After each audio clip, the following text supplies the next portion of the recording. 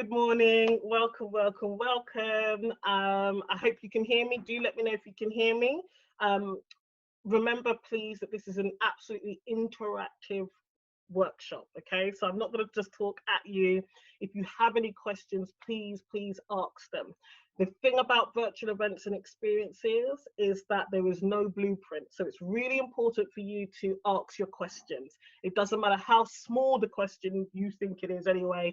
Please do ask it so that I can help you live. I can help you while we're here now. Okay, so what I'm going to do is share my screen because I've got some slides that will guide us through this discussion and get some of the main points that I really want you to understand across. Okay, so do feel free to ask me questions. My name is Ashanti and I run a company called Event Mind, and we actually help companies go online, events companies, event professionals specifically, go online in some kind of way so that they can create additional income. Obviously at the moment there's a real issue with the fact that a lot of income is inextricably linked to physical venues and in-person events, which in the new digital age that we're in now, somewhat forced, isn't very helpful. There we go. So we're competing on the basis of experience, okay?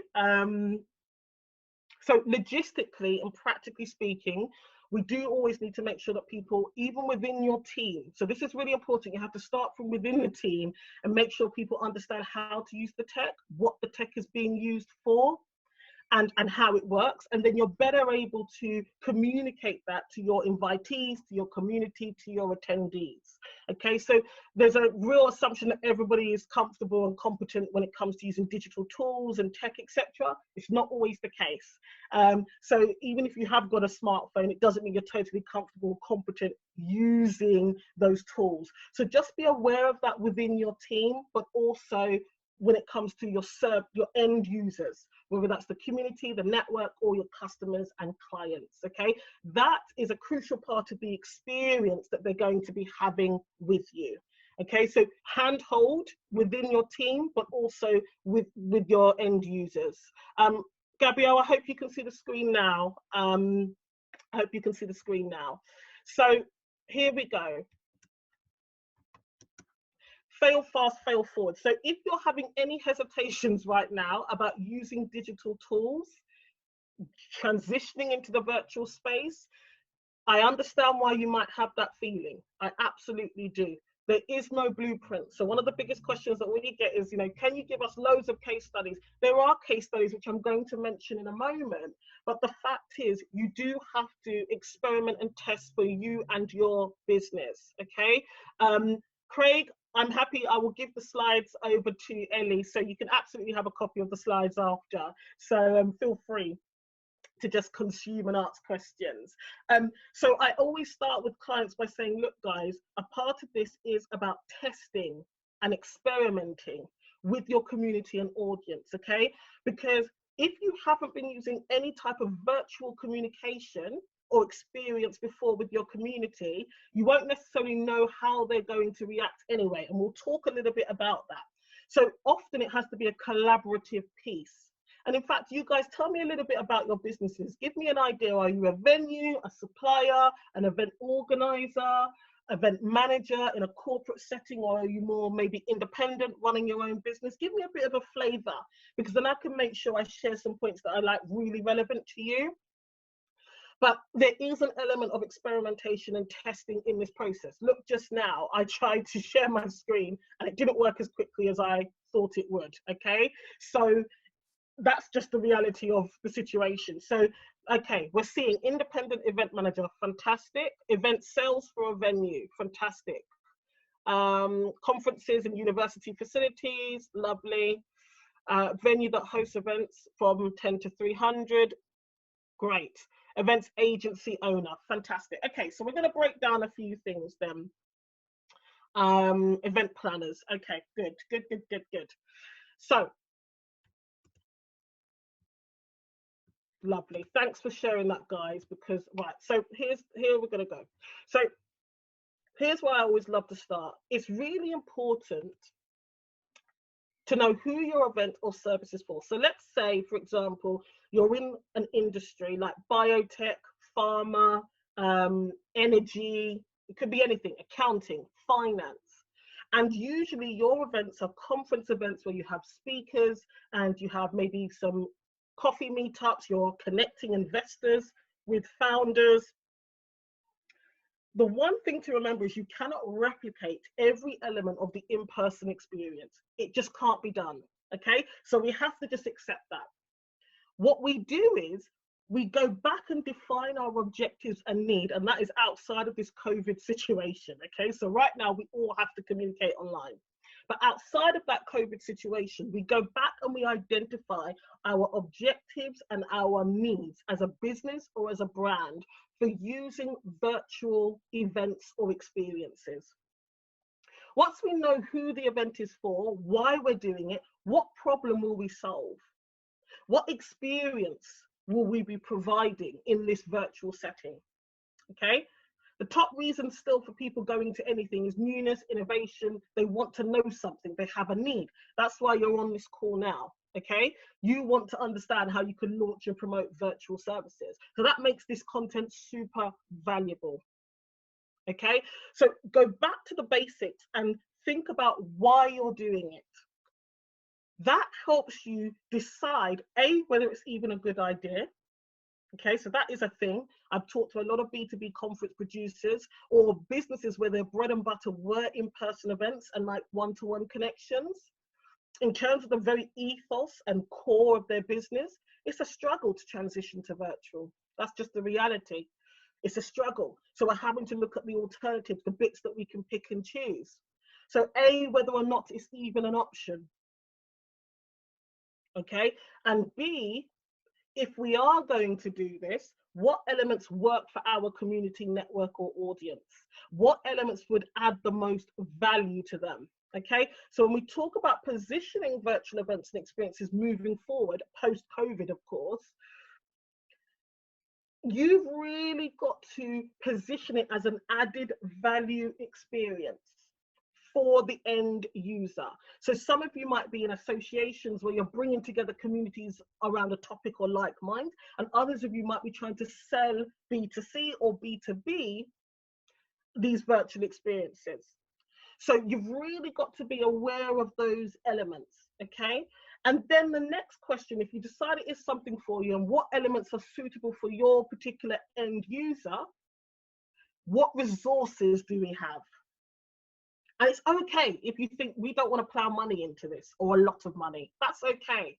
Or maybe you've got no experience when it comes to tech and platforms. That is also okay. You just have to know where you're starting from. Because once we know what resources we have, we can decide on the best route for us. And this is so important. And I mention it in every single session. Because what I'm seeing out there right now is that people are looking at these lists of online texts and tools and they're thinking, oh, I've got to use that. They go on to demos, they're signing up to various webinars. The problem is though, if you don't even know why you're doing the event, what the content is, who it's for, you will never be able to select a software that you genuinely think was worth investing in. Because what you've done is chosen the software first, and then you're trying to fit your content, your audience, your objectives into what that software provides. It doesn't work that way. You have to do it the other way around. And the second point to be aware of with regards to tech platforms and tools specifically is that there is no one size fits all. There's no all-in-one. What you'll find is that the bigger companies who are investing in software to be able to host virtual experiences and events, they have customized those softwares to some extent to meet their objectives and needs. So they've done things in a strategic way, the right way around.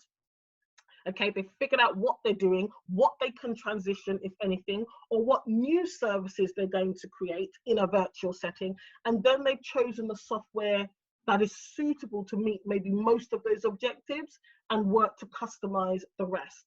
The one thing that doesn't change between in-person and virtual events is that there's the human element, okay? And I hear a lot of talking about, you know, it's really hard to replicate that that human handshaking, conversation, eye contact, all of these things. It is a challenge.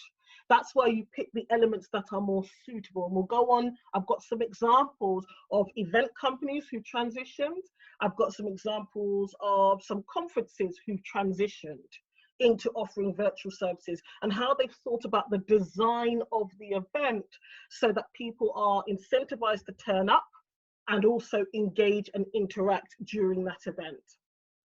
Okay, thank you, Ellie. I can see, yeah, so event agency. I mean, for the traveling event agency people, you just have to look in that YouTube vlogger world and how well they're using virtual already with vlogging. Huge. You know, travel companies are already using virtual reality and AI to some extent anyway. Now they're going to have to just stretch those concepts a little bit more in terms of creating experiences that generate leads, creating experiences that build stronger communities, and also creating experiences in a virtual setting that get people to buy holidays, for example, get people to visit that particular destination. If you are a destination, influencer marketing will be hugely important if you want to transition into the virtual setting. Get key influencers, even in B2B settings, to produce content, videos, etc., that you can use in virtual settings to get people, obviously, to build an audience, to get them to actually visit your destination or use your destination for their conference or event or trade show or exhibition. Thank you, Gemma, Conference and Events Manager at Oxford Uni College. Fantastic. So, okay, one of the things I probably should mention at this point as well is that depending on what your industry is, your vertical, this is why this screen is so important, about who the event is for, what the content is about, etc. If you're in education, maybe you probably have a mix of events. Maybe some of the events are very student-led, some of them are topic-based, you know, it could be educational. So for your educational type stuff, things like webinars like this, whether they're live or recorded, could work pretty well. If they were more social or you were connecting stakeholders, there may be virtual roundtables, maybe virtual breakfast experiences. And there are ways of bringing in more personal in-touch experiences to those virtual experiences, which we'll go on to talk about in a short while.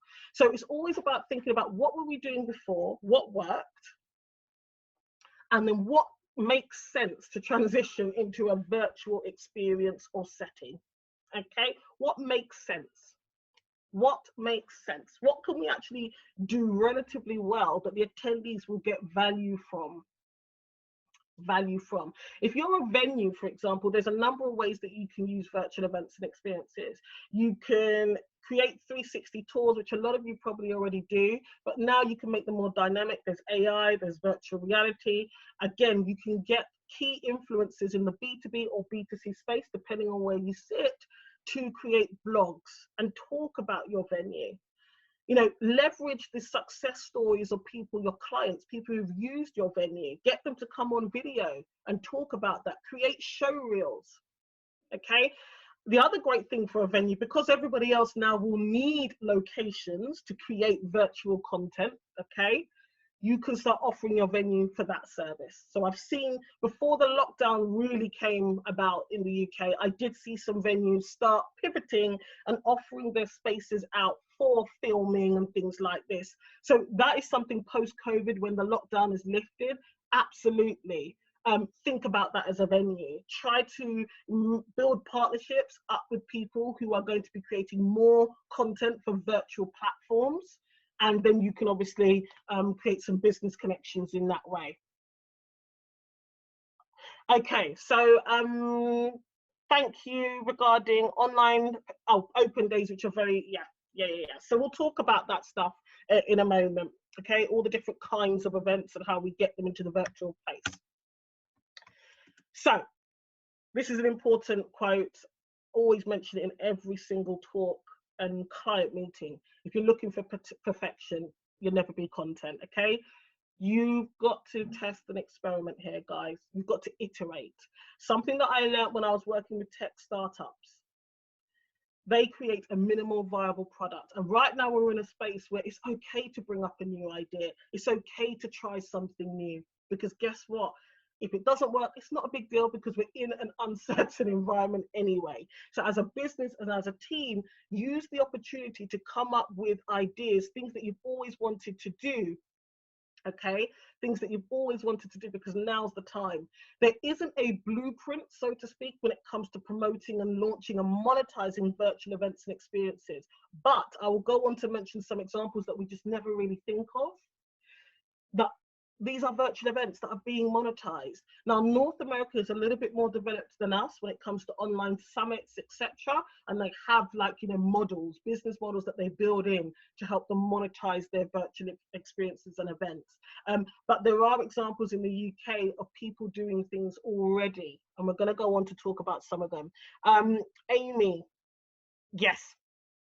Exactly. So you can do speaker only events that are shared virtually. And we're going to talk about the difference between seasonal on the pulse, what I like to call organic content, and evergreen primary content, and how you can make money and market both of those things.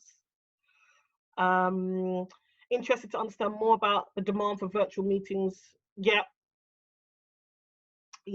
Okay, cool. We'll talk a bit about that. So the key here is there's no model.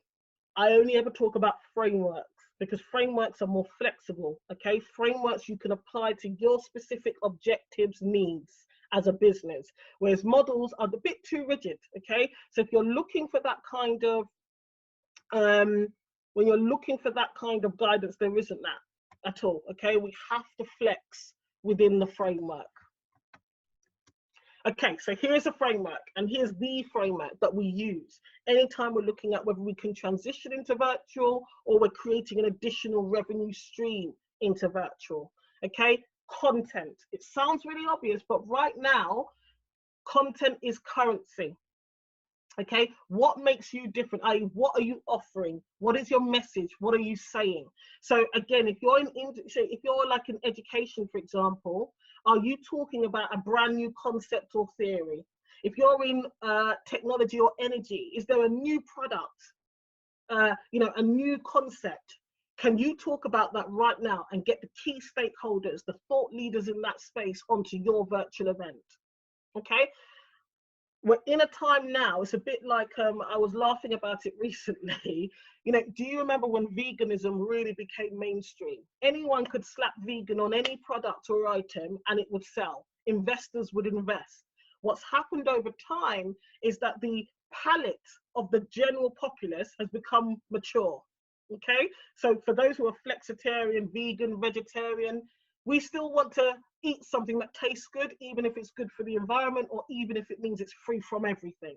And investors are far more careful now about what they invest in. Yeah, it can't taste like cardboard or rubble. So the market will mature for these virtual events in the UK, regardless of the size of company you are. What's going to set you apart is the content. It's the content here. Are you on the pulse, ahead of the curve? Have you got different thought leaders? Is the format of your event different? Maybe you've got more virtual fireside chat. Maybe you've got Q&A with just 4 key stakeholders.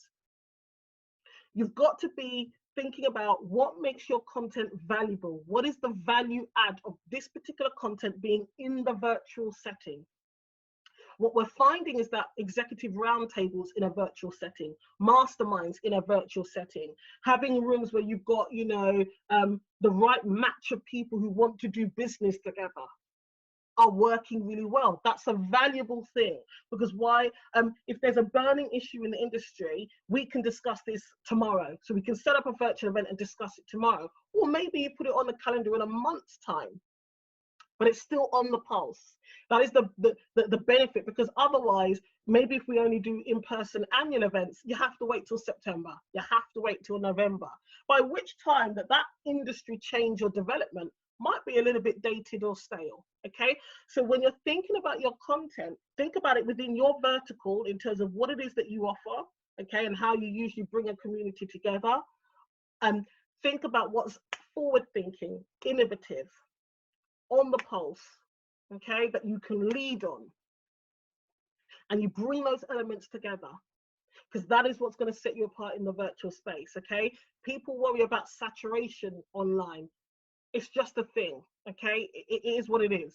So you've always got to make sure that your content is so valuable that you can position it within an existing community, audience, or network that actually this is worth you coming to, particularly if you want to charge for it. Okay, particularly if you want to charge for it.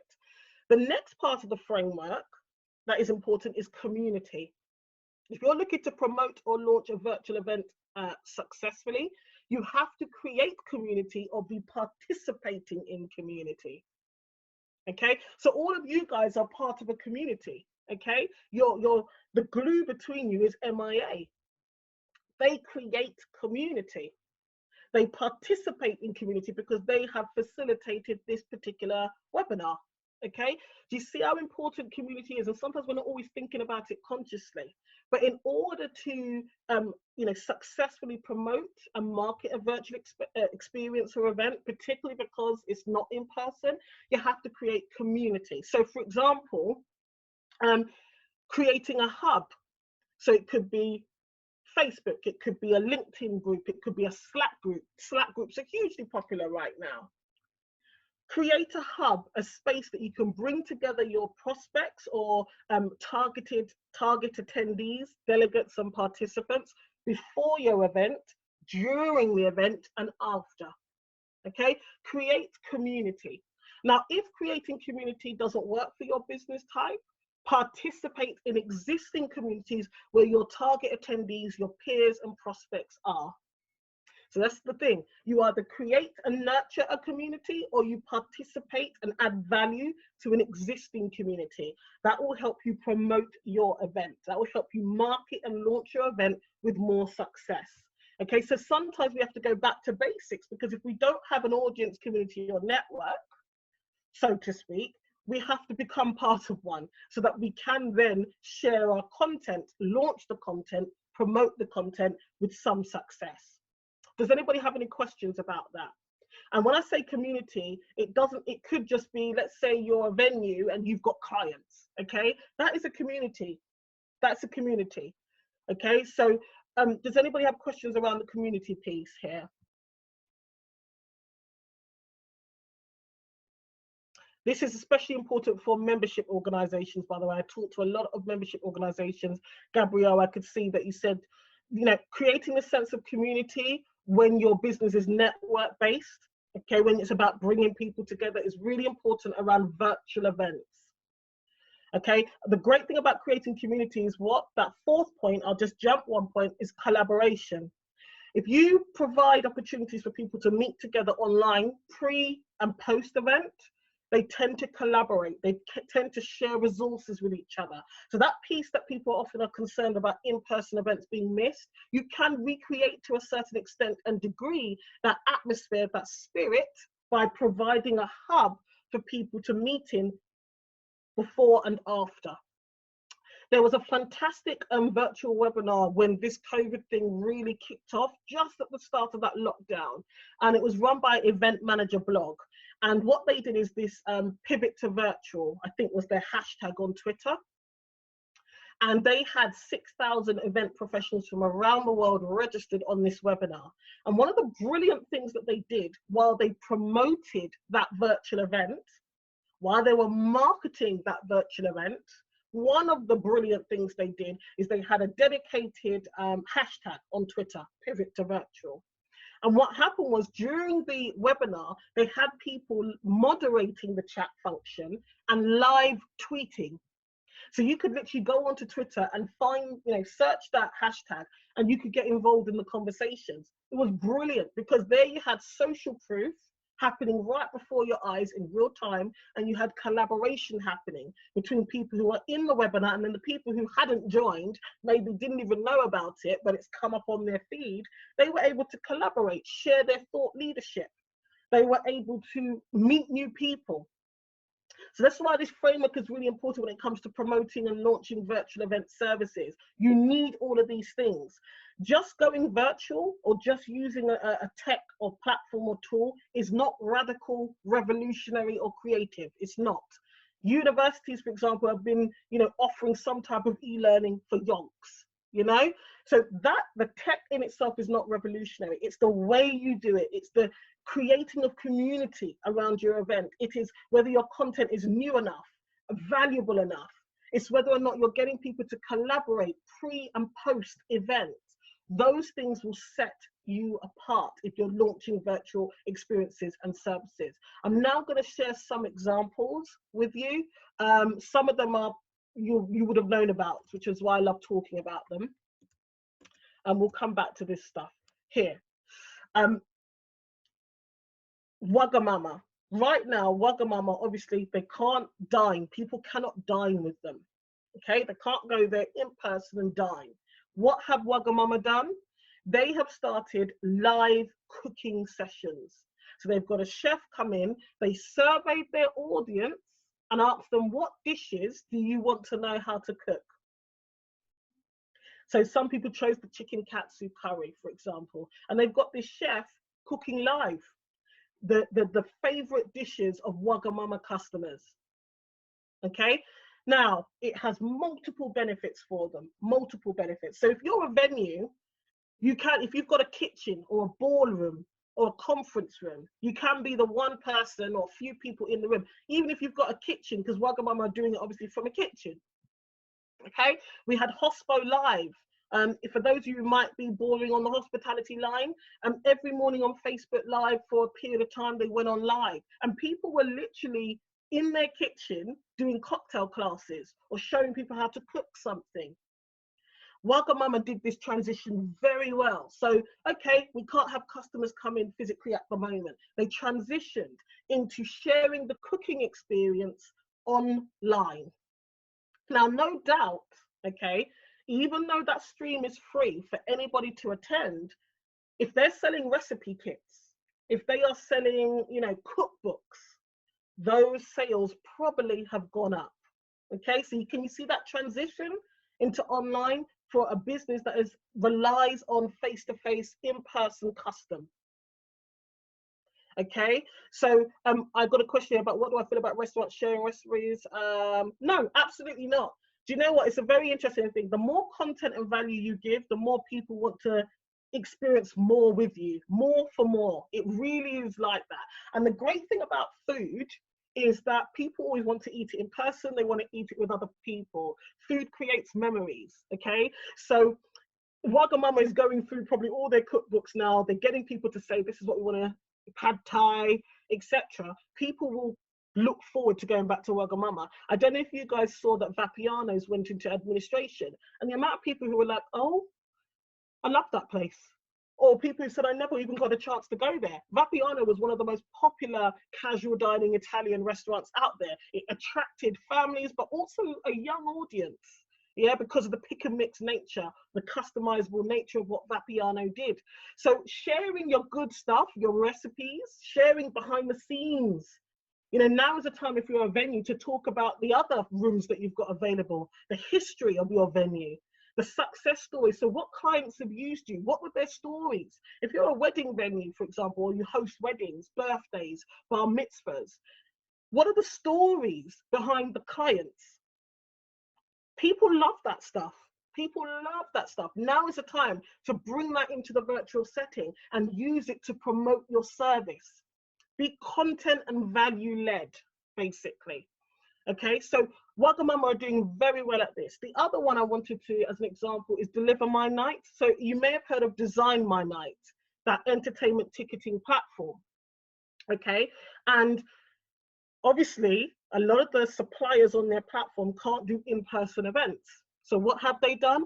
Some of them have pivoted into offering virtual events, and I'll be specific: magicians, cocktail classes, craft classes, baking classes, dance classes, Pilates, yoga, singing, book reading, you name it. It's being done now in a virtual setting. And then also what they've done is match and accompany it. So what I'm seeing the great companies do, there's lots of bakeries that had to shut down, obviously. So what they've done now is created baking kits that they've now sold, they're selling to customers alongside a virtual experience, whether that's live or recorded. So for example, I might buy a baking kit that makes me, I don't know, 24 American cookie dough stuff, right? But where I bought the kit, it comes with a login that allows me to log in live on a Friday evening, and there's a baker there who shows me how to do the baking step by step. We work together in my kitchen, okay? Or it could be recorded. So can you see how that transition into virtual is happening, and how people are able to build audience, stay connected and in their audience's consciousness, which I know for venues is going to be really, really important. Okay, so you can't host events right now, but what you can do is let people into your world, talk about your venue, the success stories, the people behind your venue, show them tours of your venue, keep in their consciousness. If you're a destination, you need to be doing that too. And let me tell you right now, your clients, whether they're B2B or B2C, still want positive news. They want positivity. Okay, so you're finding destinations like, you know, I don't know, these kind of dream destinations, Bali, Thailand, they're still on their social media. They're still sharing images, videos, virtual tours, because people like to escape right now, and people are making plans. And this is something to be really aware of. Keep abreast of the trends and the forecasts that are happening in terms of your customers, your consumers and clients, and their buying behavior. Because what we're seeing post-COVID, and even now, people want memories, they want good times, they want to escape. Okay, this is very unusual time, and it's the same for B2B clients. They're real people just like you. Those directors, those event managers, they're real people. Stay in their consciousness. Use your social media platforms, okay, to share content that still puts you in the front of their mind. Do not disappear now. Okay, so even if you're unable to launch a full virtual event or experience, stay visible on your social media and virtual platforms. Let people in, you know, reshare, recycle, repurpose existing content, you know, create videos from some of your images, repurpose and reshare some of your blogs, show up on your platforms. Now is a time that I personally have never been able to see so many directors, CMOs, CTOs, executives, CEOs live. Before, you just see maybe the same biopic that they send around whenever they speak at an event. Now, if you log on to the right webinar, they're sitting in their dining room. They're sitting in their makeshift home office. Their dog is walking behind them. Their kids might walk into the room accidentally. Now is the time more than ever for that human interaction, which is why I said the quest for perfection is not the important part here. Everybody right now is in a very human moment. It's okay to be human in the content that you're producing in this moment. Now, post-COVID and moving forward, there may be elements of your content, like your educational content, keynote speaking. Of course, you formalize them and brand them as appropriate, okay?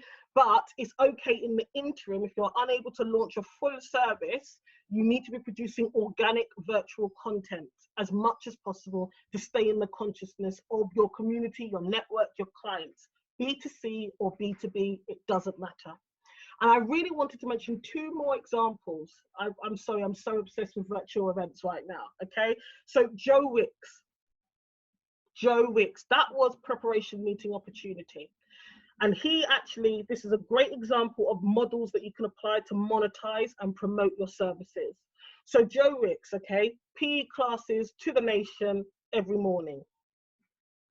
Now, the stream is free. So to actually go on and watch him, it's absolutely free. So this is what we call the freemium model of promotion, of monetizing. Now, caveat, he has actually announced already that any revenue he's making from that streaming, he is donating to charity. But let's talk for business purposes. The stream itself is free, but he's making money. So it's free for attendees, participants, viewers, visitors, but he is able to monetize that streaming. So if you can, choose a platform that will allow you to monetize the stream that you might be doing in some type of way, okay? So this is really important, guys, okay? So you might invite people in for free to your virtual event. In fact, if your virtual event is a conference or something, an exhibition or a trade show, and you've invited people for free, or even a job fair, invite them for free, fine. You are generating leads. I hope if it's you know, a type of educational keynote speaker event, You are collecting email addresses. I really hope you are, okay?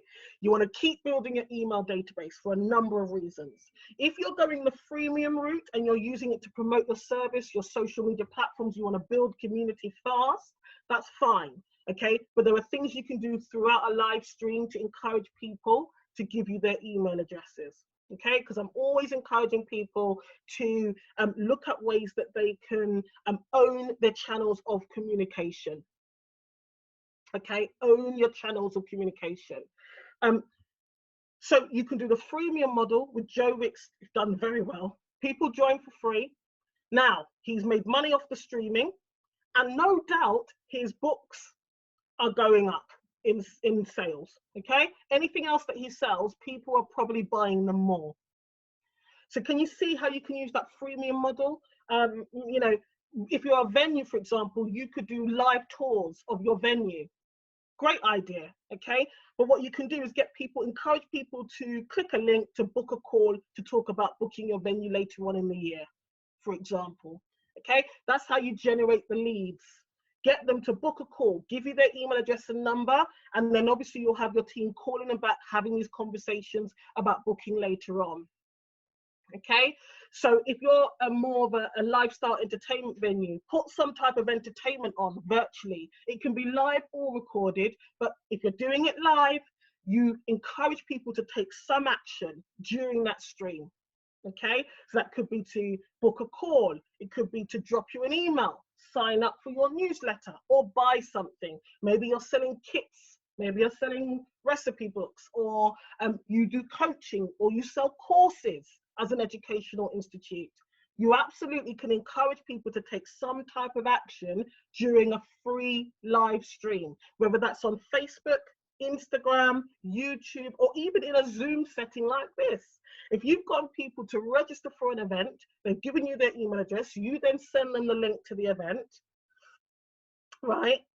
You can get them, even in a free call, you can sell them into a service or a product, or get them into a conversation about booking a stand or exhibition, stand at an exhibition, sponsoring a booth.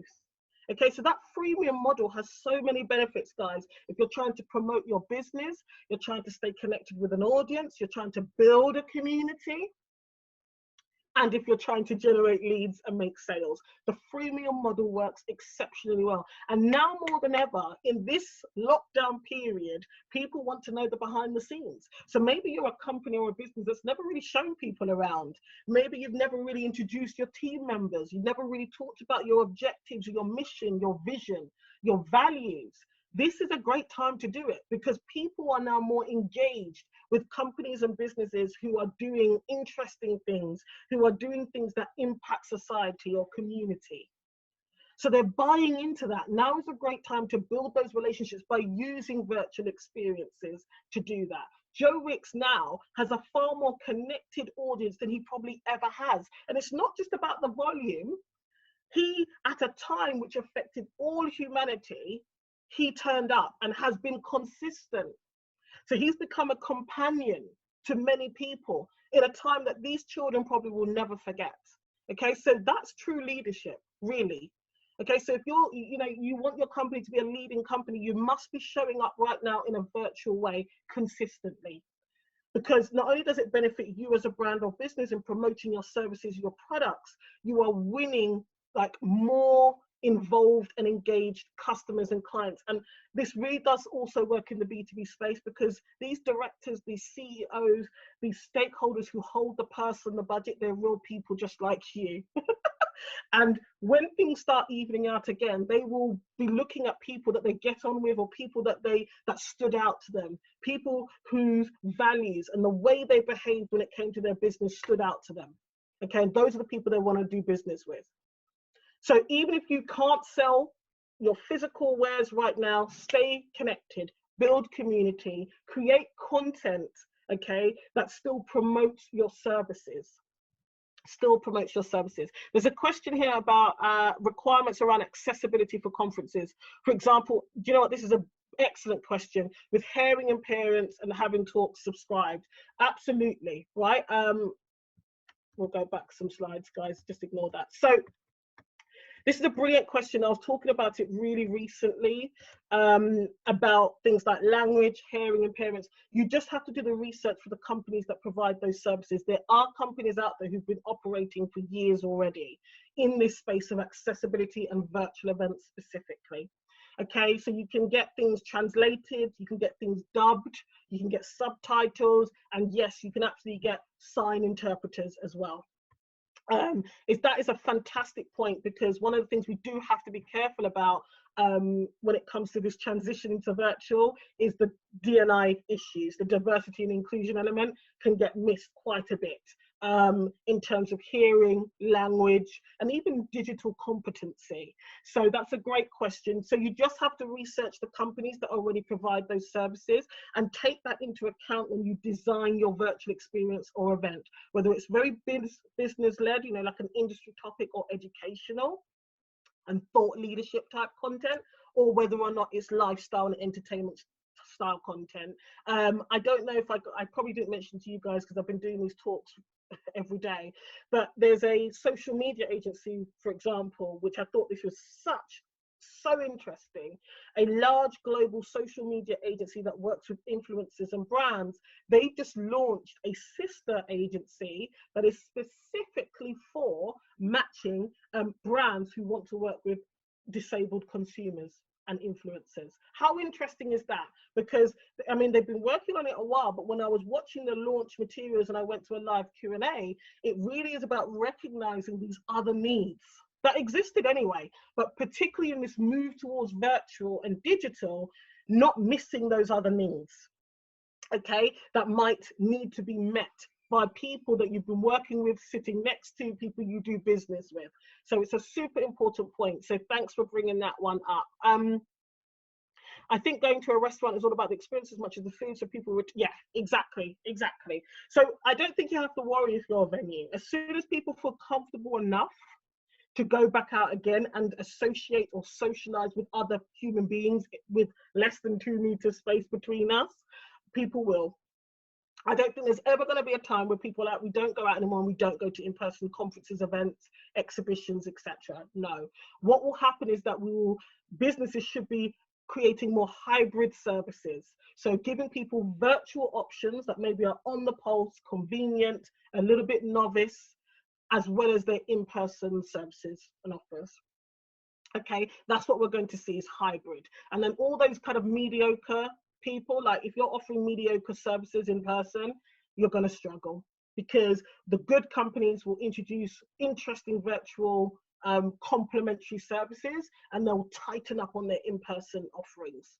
So if you're still doing mediocre, you're probably going to struggle in the long run now, because consumers now as a whole, and this is at every level of seniority, so it doesn't matter what type of event and who your people are that come to your events, people now cannot deny that working from home in some capacity, especially in a crisis, can be done. It's not perfect, but it can be done. So because of that, less important meetings will probably stop happening in person, and mediocre events will attract less people, basically.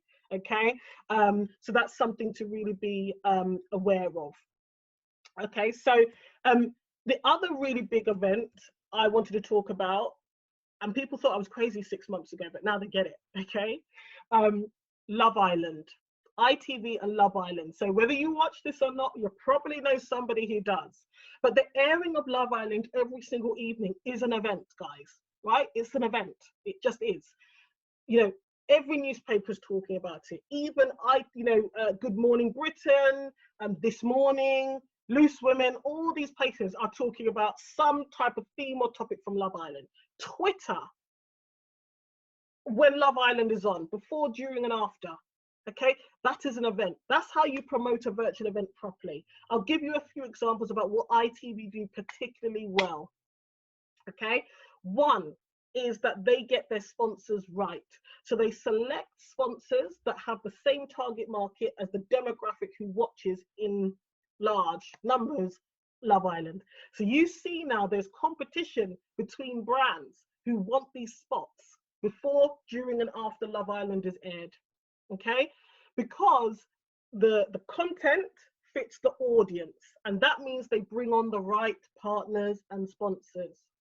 So this is why there's no need to worry if your business or content type is niche, because that will probably end up being a very good thing. It means that you're able to say, look, this is our audience. We know our audience and we know them really well.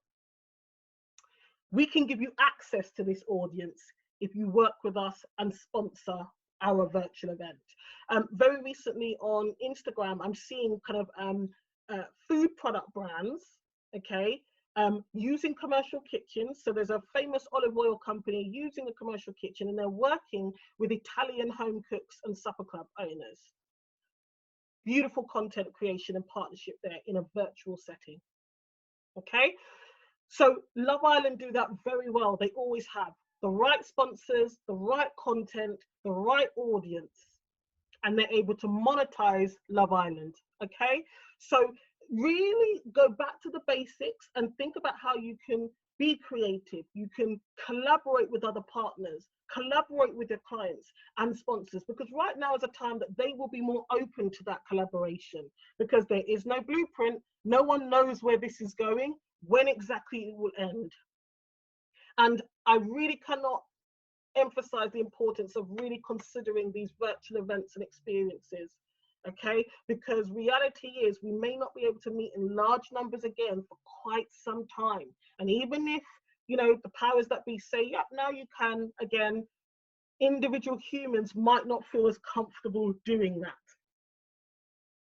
Individual humans might not feel as comfortable doing that. So it's really something to be aware of. Add value, create exclusivity in the content that you're producing. Okay, so maybe there's a development happening in your industry, a new technology, a new concept, or a global event like COVID-19.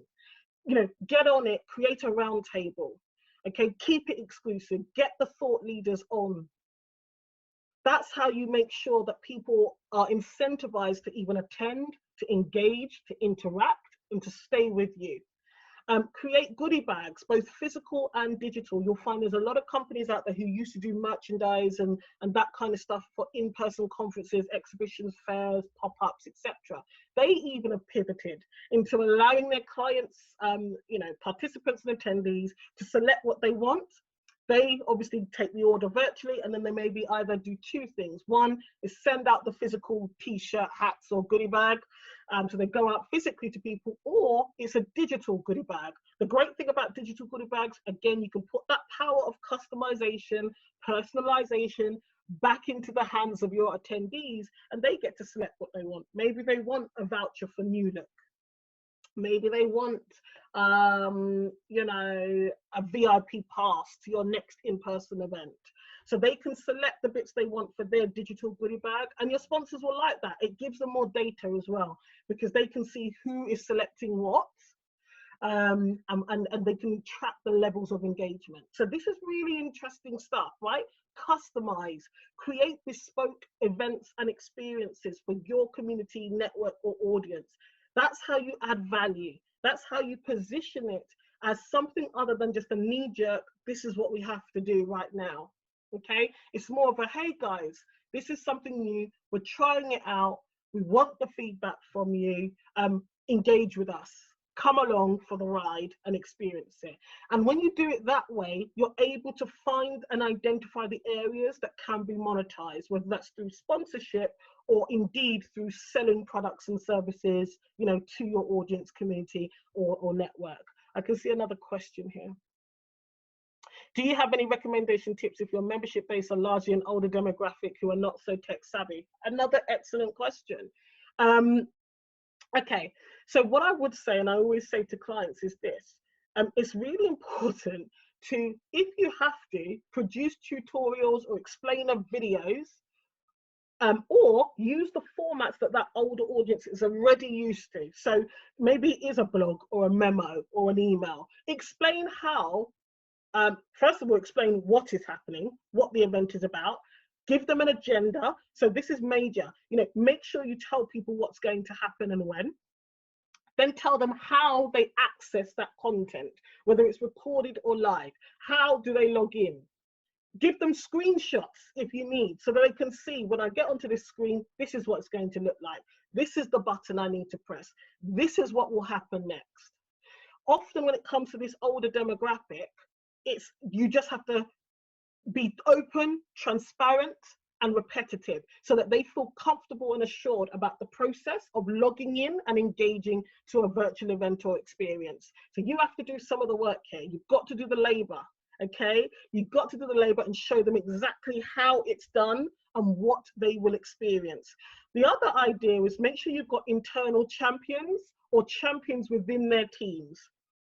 Okay, because if you get a champion on board who understands the concept, sees the value, they will assist the rest of the team or the rest of the business to access and use these mediums. So I always say get a champion or create champions. Maybe you take one person, train them really well so that they can incentivize other people in the team or the business to use your services in a virtual way. It's all about the show and tell with this. Demonstrate, demonstrate, demonstrate, demonstrate, show again, so that people fully understand and buy into the concept. Once they're in, it's your job to provide a great experience.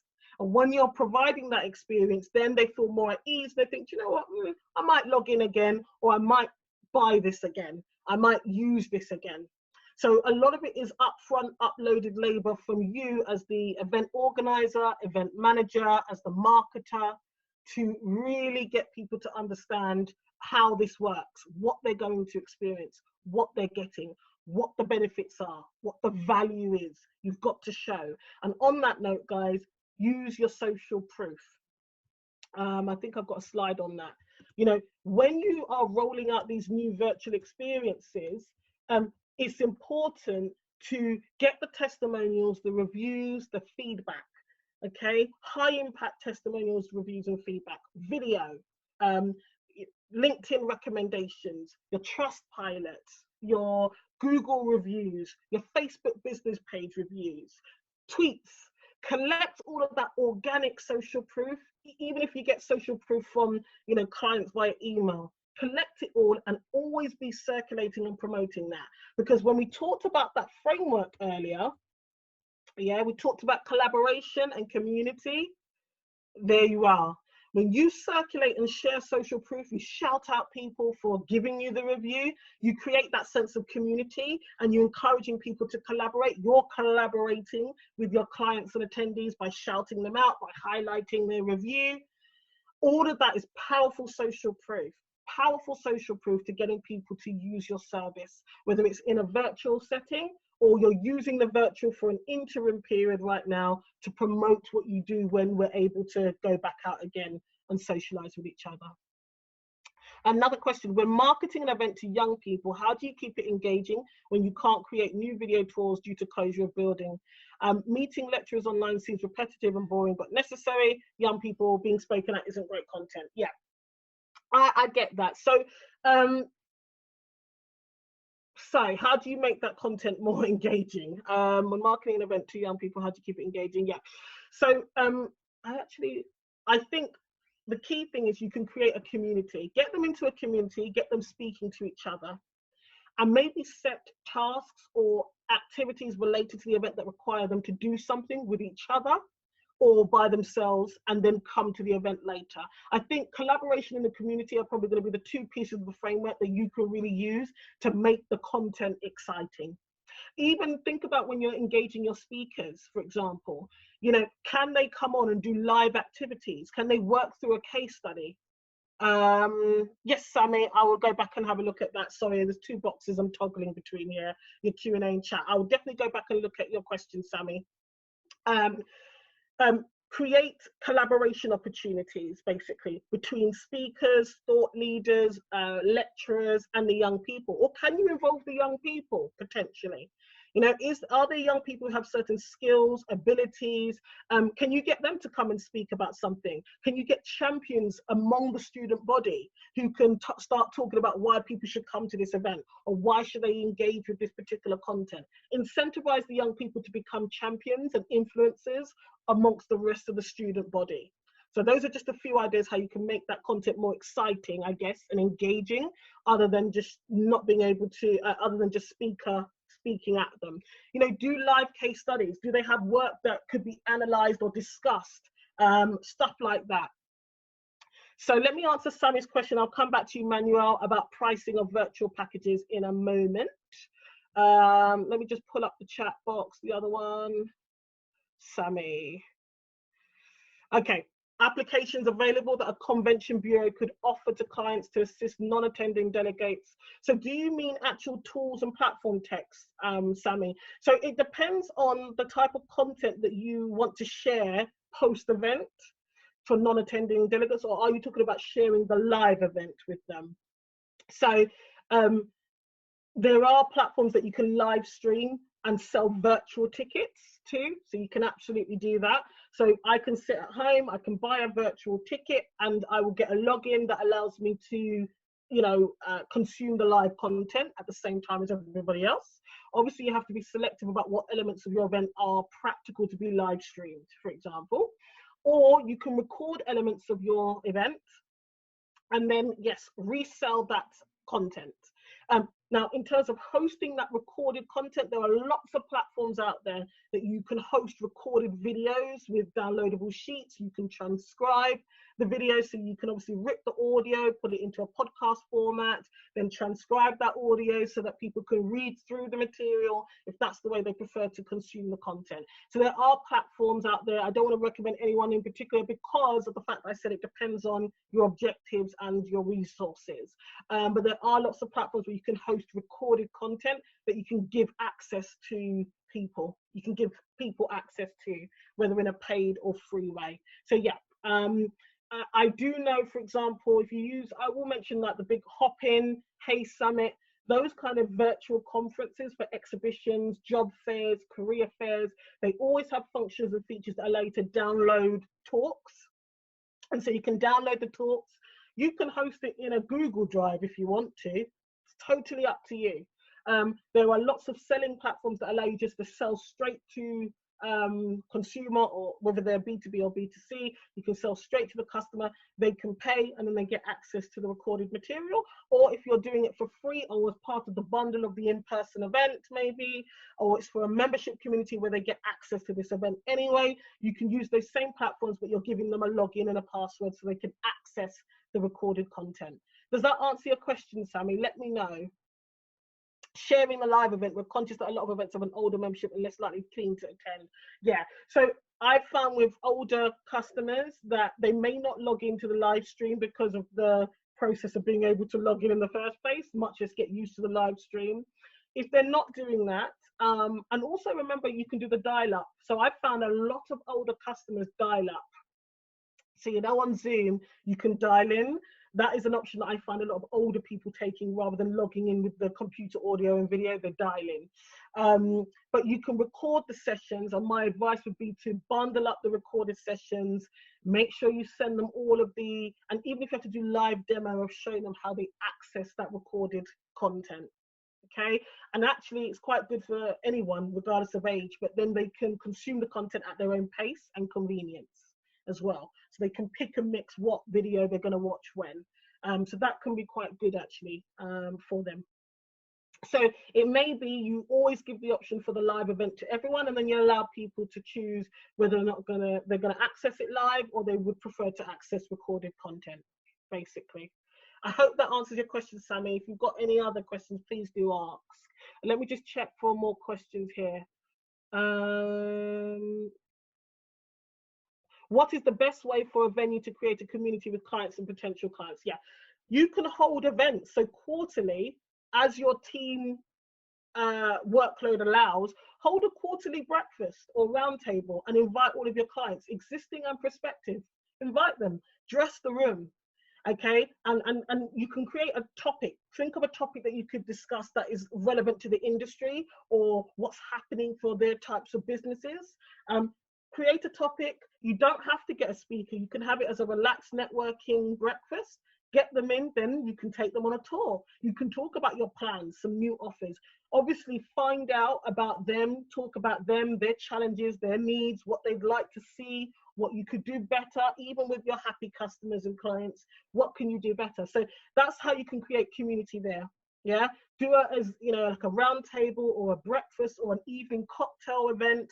Invite all of your prospect customers. Be really smart about it and even say to them you can have a +1. Make sure the key stakeholders that you want to be there, that you want to build relationships with, are given an invite and they attend. Ask them to bring +1s. So, you know, they may have contacts with other, you know, companies who use your venue, use your hotel, etc. So ask them to bring somebody else along, incentivize them in that way. And what you can do is create either a Slack group, or you can have them on an email database.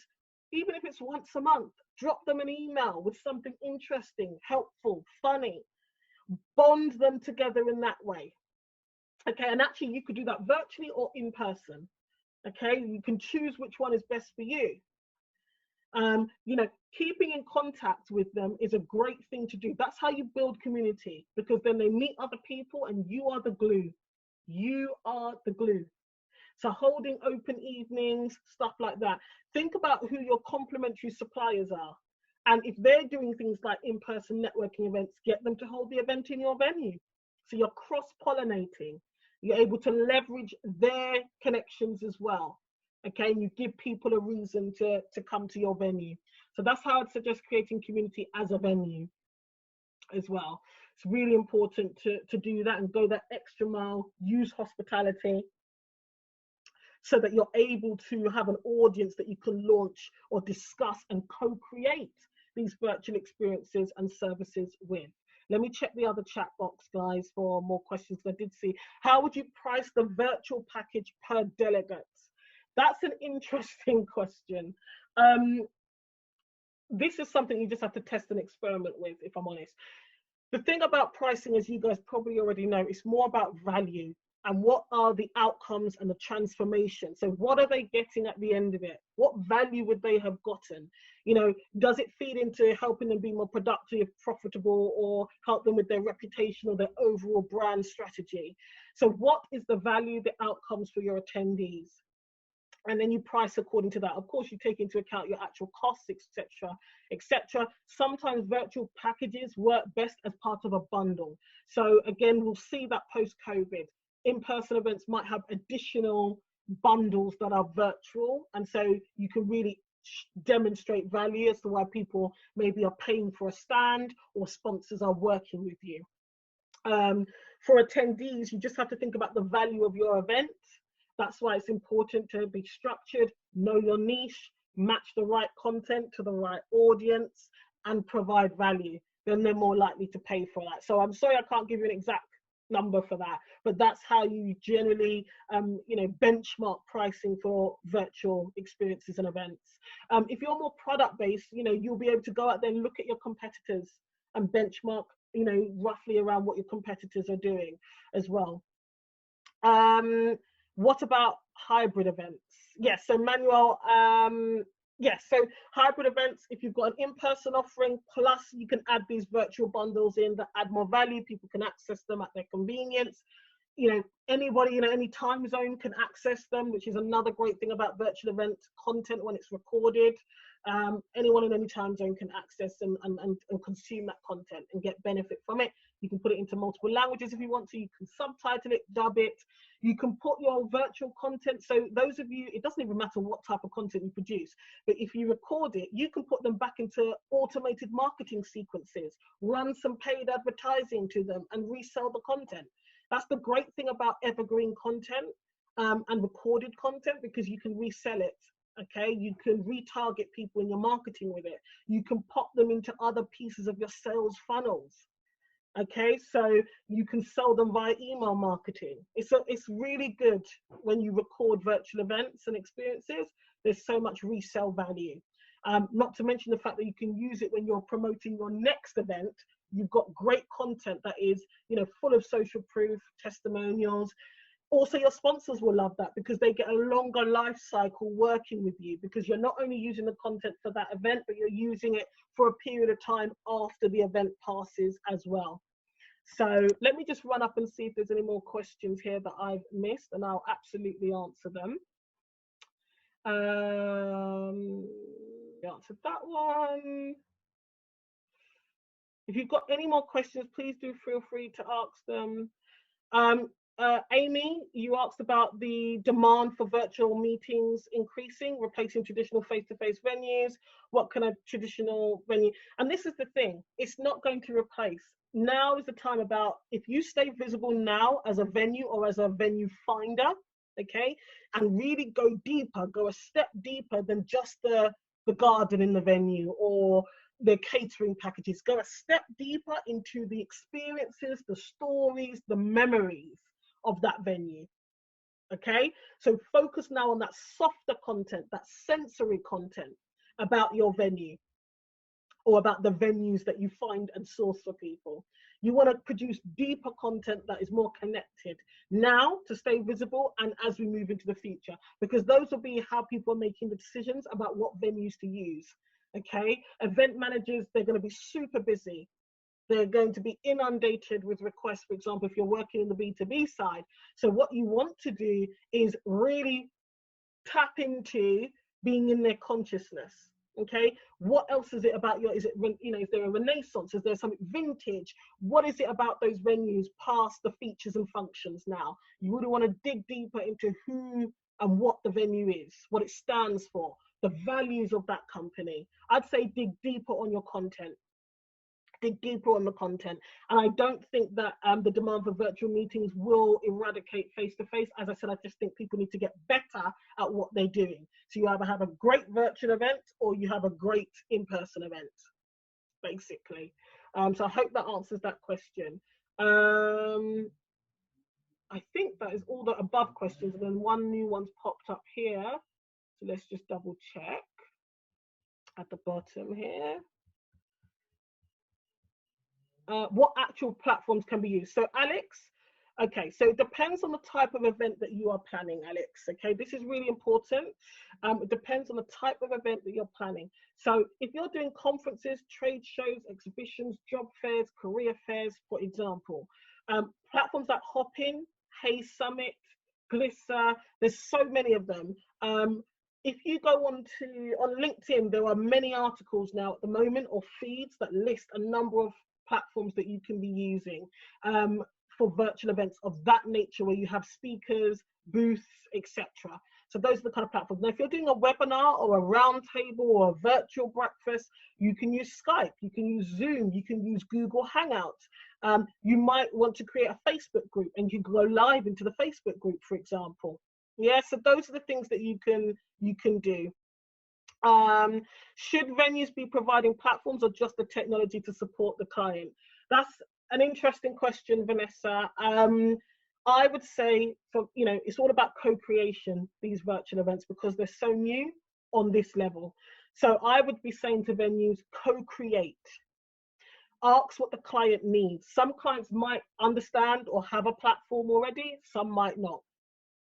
Okay, so ask the client and co-create, and then depending on what they need, you can source in. There are lots of event technology companies out there now, existing ones that have obviously created additional services, and then new ones that are responding to the market demand.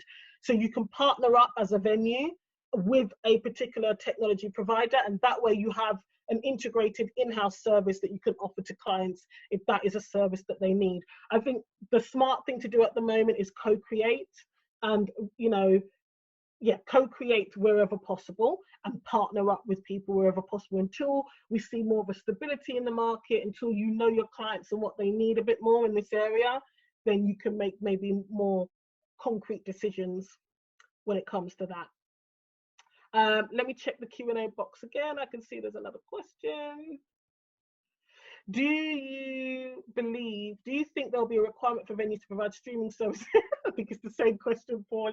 Do you think there'll be a requirement for venues to provide streaming services to expand their client delegation reach during extended social distance? If so, what might these look like? Thanks. Yeah. It just might be prudent for venues to do that. That might be a way that you can support the aims and objectives of your clients. So yes, so start looking at streaming services that might be suitable, but as I say, co-create. So you're not investing in things financially or logistically or with your team resources that you don't actually need. So I would definitely say start exploring what that would look like, you know, how you would provide that service. It's probable you just partner with one of these technology providers, and they will provide the technology. This is an interesting area, and I think a lot of virtual event platforms, what we will see is there'll be more attention on their customer support. So at the moment, people are very concerned about the tech itself, but really important with that is the support that that provider gives you and your team. So if you have a question before or on the day or during an event, are they there to support you? Are they there to support you to get what you need done or to sort out a glitch in the technology? So I definitely think about exploring partnerships and being very realistic about what it would be like to work with them in reality during the planning stages and while the event is on. And that way you have some knowledge and understanding before clients start asking you about the need for those options as well. But yeah, if there are extended lockdown and social distancing measures, absolutely, I think venues should start getting creative about what they can offer using streaming platforms and services, absolutely, for clients. Yeah, yeah, I think that's a great idea. Does that answer your question, Paul? Let me know.